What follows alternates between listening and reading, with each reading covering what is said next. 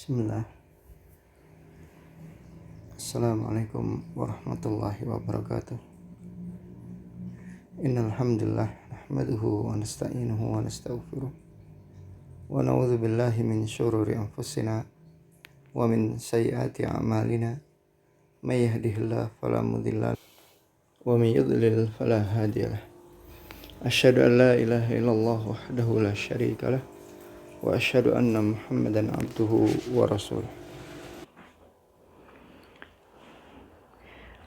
Kita lanjutkan pembahasan kitab Manhaj oleh Syekh rahimahullah.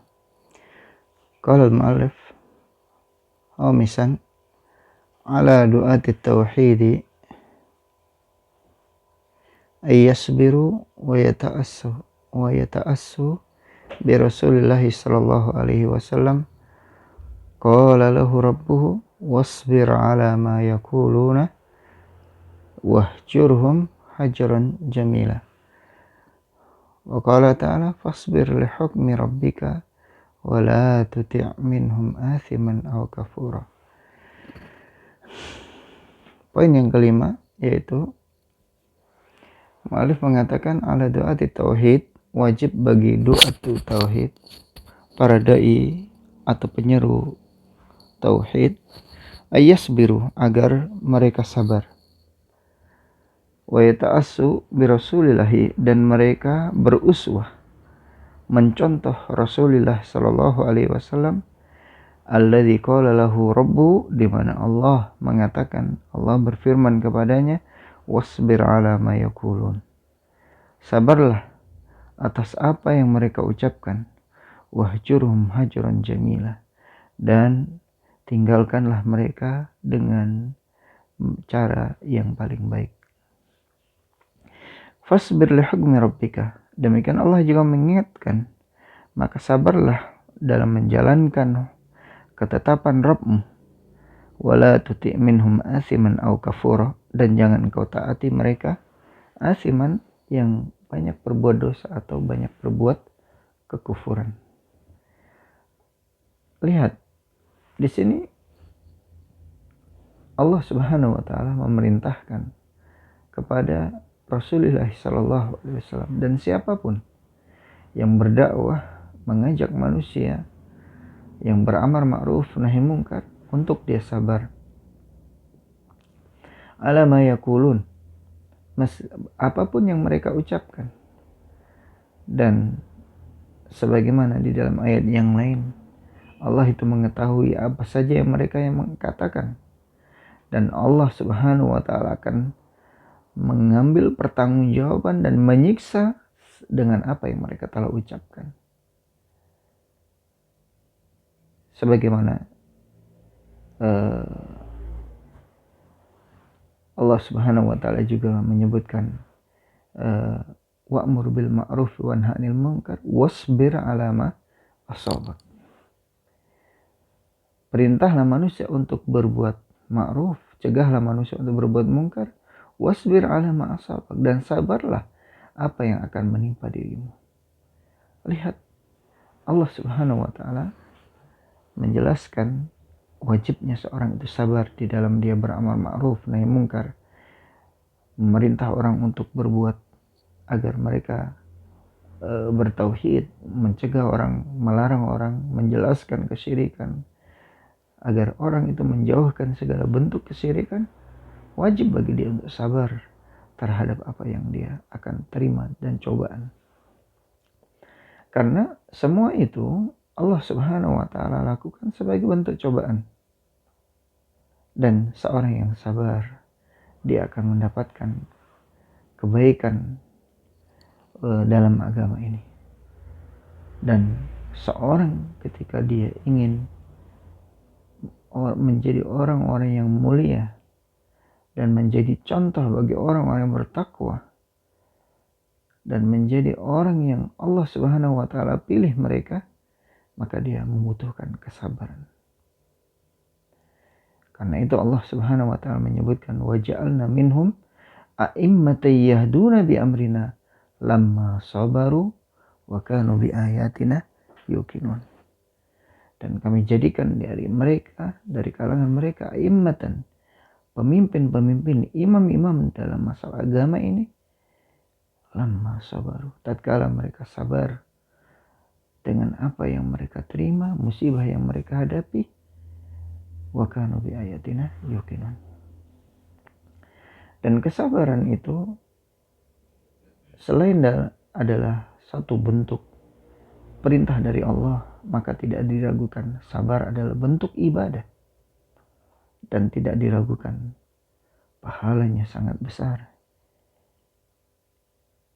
Dan Allah Subhanahu wa taala menyebutkan bahwasanya yuwaffas sabiruna bighairi hisab. Allah akan memberikan pahala bagi orang-orang yang sabar tanpa batas.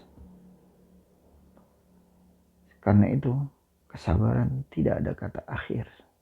Terus seorang itu sabar sampai kematian itu membawa sampai kematian itu mendatanginya. Wajib bagi seorang itu sabar. Dan dakwah bukan suatu perkara yang ringan. Karena dakwah adalah suatu yang sangat mulia.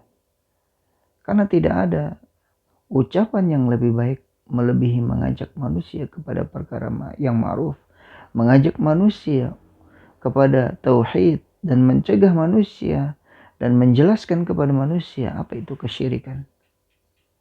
Wa man ahsanu qawlan mimman da'a ila Allah wa 'amila salihan. Siapakah ucapannya yang lebih baik dibandingkan orang yang menyuruh kepada manusia, mengajak manusia kepada Allah Subhanahu wa taala dan mengajak manusia dan beramal saleh. Maka dari itulah hendaknya seorang itu sabar karena dia membawa satu tugasnya para nabi, tugasnya para rasul, yaitu mengajak manusia kepada jalan Allah Subhanahu wa taala, kepada tauhid dan menjauhi kesyirikan.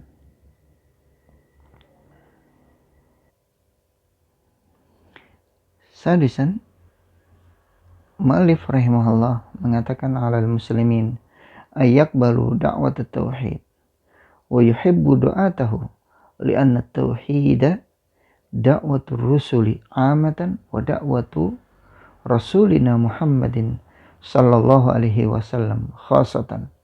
Faman ahabba rasul sallallahu alaihi wasallam ahabba da'wat at-tauhid wa man abghada at-tauhid faqad abghada ar-rasul sallallahu alaihi wasallam.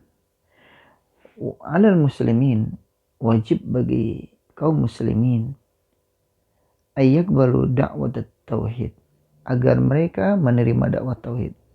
Pada poin sebelumnya yang kelima, itu nasihat bagi para dai yang mengajak manusia kepada tauhid. Maka pada poin yang keenam ini adalah nasihat secara umum kepada kaum muslimin. Ayyaqbalu da'wat tauhid, agar kaum muslimin menerima dakwah tauhid, wa yuhibbu du'atahu, dan mencintai orang-orang yang menyeru kepada tauhid. Lianna tauhid da'watur rusul, karena tauhid adalah merupakan dakwahnya para rasul amatan secara umum, wa da'watu rasulina Muhammadin sallallahu alaihi wasallam, dan juga merupakan dakwah rasul kita Nabi Muhammad sallallahu alaihi wasallam. Maka faman ahabbar rasul, siapa yang mencintai rasul Nabi kita Muhammad sallallahu alaihi wasallam, ahabba dakwah tauhid, niscaya pasti dia akan cinta kepada dakwah tauhid. Wa man abghada tauhid, tetapi barang siapa yang membenci tauhid, faqad abghada ar-rasulah sallallahu alaihi wasallam, maka sungguh pasti dia membenci rasul. Karena itu adalah merupakan kelaziman. Artinya seorang yang mencintai rasul, wajib bagi dia mencintai apa yang dicintai oleh rasul, yaitu Rasulullah mencintai dakwah tauhid dan beliau korbankan jiwa dan raganya. Sebagaimana beliau terluka, bagaimana beliau diusir, diperangi, dicaci hanya dengan sebab dakwah tauhid. Maka siapa yang mencintai Rasul, wajib bagi dia untuk mencintai dakwah tauhid. Dan siapa yang membenci dakwah tauhid, merupakan kelaziman, dia pasti adalah seorang yang membenci Rasul Shallallahu Alaihi Wasallam. Karena kewajiban yang paling wajib Rasulullah sampaikan adalah bagaimana manusia bertauhid dan bagaimana manusia jauh dari kesyirikan. Maka bagaimana mungkin seorang itu dikatakan dia cinta kepada Rasul jika dia membenci tauhid dan tidak berada di atas tauhid? Maka difahamilah. Semoga apa yang kami sampaikan ini bermanfaat. Aku qouli hadza subhanakallahumma wa bihamdika asyhadu an la ilaha illa anta astaghfiruka wa atubu ilaik. Baik, kita lanjutkan maudhu yang berikutnya, yaitu inil hukmu illa lillah. Sesungguhnya hukum itu tidaklah hukum itu melainkan milik Allah Subhanahu wa taala. Artinya yang berhak menetapkan hukum kauniyah atau hukum syar'iyah adalah Allah Subhanahu wa taala. Jadi hukum Allah ada dua, hukum kauniyah dan hukum syar'i. Jadi hukum itu ada dua, hukum kauniyah dan hukum syar'iyah. Sebagaimana Allah Subhanahu wa taala menyebutkan wa qadha rabbuka alla ta'budu illa iyyah wa bil walidaini ihsana. Dan Allah telah menetapkan alla ta'budu agar kalian tidak menyembah kecuali hanya Allah, satu-satunya sesembahan. Ini adalah qadha atau hukum syar'iyah, keputusan Allah secara syar'i. Apa perbedaan dan apa faedah untuk bisa membedakan dua hal ini? Yaitu agar seorang itu tidak jatuh di dalam kesesatan, maka dia harus membedakan dua perkara ini, yaitu membedakan antara apa itu hukum syariah dan hukum kauniyah. Adapun hukum kauniyah al-qadariyah, hukum kauni al-qadari itu adalah sesuatu yang pasti terjadi. Apa yang Allah tetapkan sesuai dengan kehendaknya pasti terjadi. Seorang menetapkan apa yang akan terjadi sampai hari kiamat pasti terjadi. Adapun hukum syariah adalah hukum yang belum tentu terjadi. Allah menyebutkan dalam syariat ini halal, ini haram, salat wajib, tetapi tidak semua orang kemudian mengerjakan salat. Ini menunjukkan perbedaan bahwasanya hukum syar'i adalah tidak ada, bisa jadi terjadi, bisa jadi tidak. Karena itu ada orang yang beriman dan ada orang-orang yang kafir. Karena itulah orang-orang wahdatul wujud berdasarkan ayat wa qadha rabbuka alla ta'budu illa iyyah yang kita sebutkan tadi, wa bil walidaini ihsana, mereka beranggapan bahwasanya tidak ada lagi kesyirikan karena Allah telah menetapkan bahwasanya manusia itu bahwasanya kalian itu adalah tidak menyembah kecuali hanya Allah Subhanahu wa taala. Sehingga mereka mengira kalimat wa qadha rabbuka alla ta'budu ini adalah hukum kauniyah. Sebagaimana diyakini oleh orang-orang yang berkeyakinan wahdatul wujud. Maka apa yang mereka sembah seperti kuburan, ketika mereka berdoa kepada para wali dan sebagainya, atau memberikan sembelihan kepada penjaga lautan dan sebagainya, mereka menganggap itu adalah beribadah kepada Allah. Karena tidak bisa membedakan antara qadha kauniyah atau hukum syar'iyah, kauniyah dan hukum syar'iyah. Waliyadzubillah. Mu'allif rahimahullah mengatakan khalaqallahu al-'alama li'ibadatihi wahdahu wa arsala lahumur rusula li ta'limihim wa anzala ma'ar rusuli al-kutuba liyahkuma bil haqqi wal adli bainahum wa hadzal hukmu yatamatsalu fi kalamillahi wa kalami rasulih sallallahu alaihi wasallam wa yashmulu al-hukmu fil ibadat wal muamalati wal aqaidi wa tashri'i wa siyasati wa ghairiha minal umuril basyar. Allah Subhanahu wa taala khalaqallahul alam, Allah menciptakan alam semesta ini liibadatihi, untuk tujuannya untuk beribadah kepadanya wahdah, semata-mata. Mahwal alam, apa pengertian alam itu? Alam itu adalah kullu ma siwallah fahuwa alam. Segala sesuatu selain Allah, maka dia disebut alam. Maka Allah menciptakan alam semesta ini adalah untuk beribadah kepadanya dan untuk mengenalnya. Sebagaimana Allah Subhanahu wa taala sebutkan, "Wa ma khalaqtul jinna wal insa illa liya'budun." Sebagaimana juga Allah Subhanahu wa taala menyebutkan, "Allahu khalaqa sab'a samawati." Allahu alladzi khalaqa sab'a samawati wa minal ardi mithlahunna yatanazzalul amru bainahunna lita'lamu anna Allaha 'ala kulli syai'in qadir wa anna Allaha qad ahata bi kulli syai'in ilma.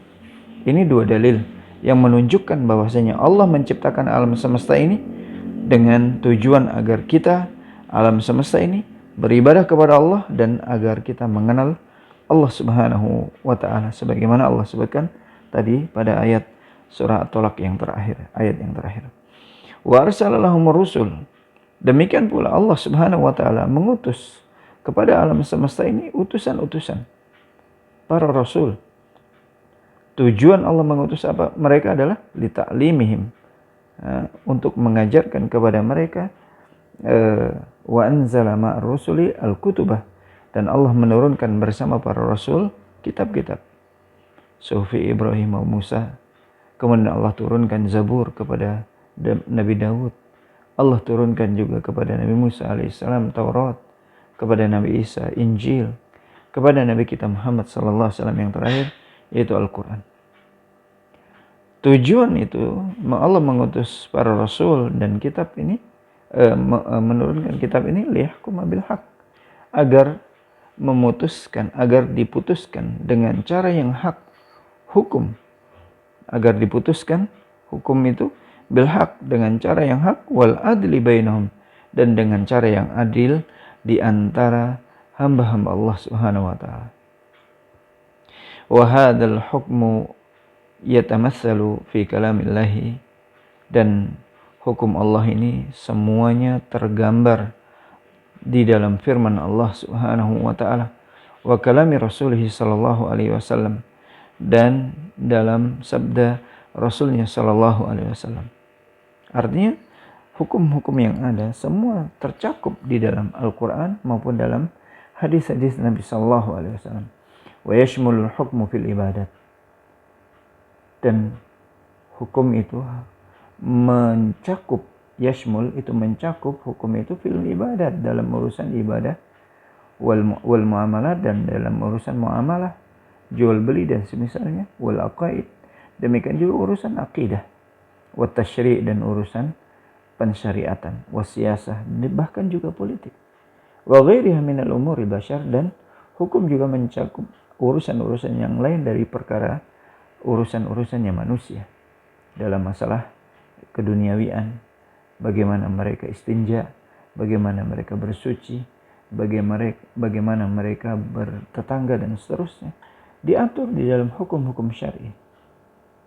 Karena itu kaum hizbiyin mereka salah di dalam, atau terlalu sempit di dalam memahami inil hukmu illa lillah. Sungguhnya tidaklah hukum itu melainkan milik Allah. Mereka memahaminya bahwasanya yang namanya hukum itu hanya persoalan masalah potong tangan, rejam dan semisalnya. Padahal hukum Allah itu mencakup masalah akidah, mencakup masalah ibadah, mencakup masalah manhajiyah. Di mana kita melihat mereka mengkafirkan manusia, kaum Khawarij ini, hanya dengan sebab perkara-perkara yang sifatnya seperti potong tangan bagi pencuri, rejam bagi pezina, atau cambukan bagi pencuri, bagi gadis yang berzina. Ini yang mereka pikirkan tentang hukum, sementara mereka tidak berpikir tentang hukum di dalam masalah akidah. Akidah mereka banyak menyimpang. Keyakinan-keyakinan, pengertian tentang masalah iman dan ibadah mereka belum pahami.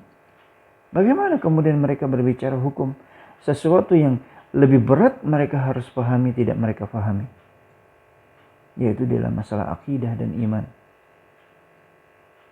Na'udzubillah. Maka seandainya seorang itu menyimpang dalam masalah hukum-hukum, dalam masalah jinayat, dalam masalah hukuman bagi kriminalitas dalam agama, maka seharusnya mereka lebih bisa mengkafirkan diri mereka sendiri ketika mereka menyimpang di dalam urusan-urusan penyimpangan dalam masalah akidah. Maka mudah-mudahan ini bisa dipahami. Insyaallah rinciannya kita akan lanjutkan pada pertemuan berikutnya. Mudah-mudahan Allah Subhanahu wa taala memberikan manfaat, dan semoga Allah Subhanahu wa taala menjaga kalian semua dan menjaga keluarga kalian dari segala musibah dan wabah yang sedang melanda negeri kita ini dan bahkan seluruh negeri-negeri kaum muslimin. Maka mudah-mudahan Allah Subhanahu wa taala mencabut musibah dan wabah ini dari kaum muslimin, dan senantiasa Allah Subhanahu wa taala memberikan kesehatan kepada kita semua. Dan semoga Allah Subhanahu wa taala menetapkan kita di atas hidayahnya, taufiknya. Aku qouli hadza, subhanakallahumma bihamdika, asyhadu an la ilaha illa anta, astaghfiruka wa atubu ilaik. Assalamualaikum warahmatullahi wabarakatuh.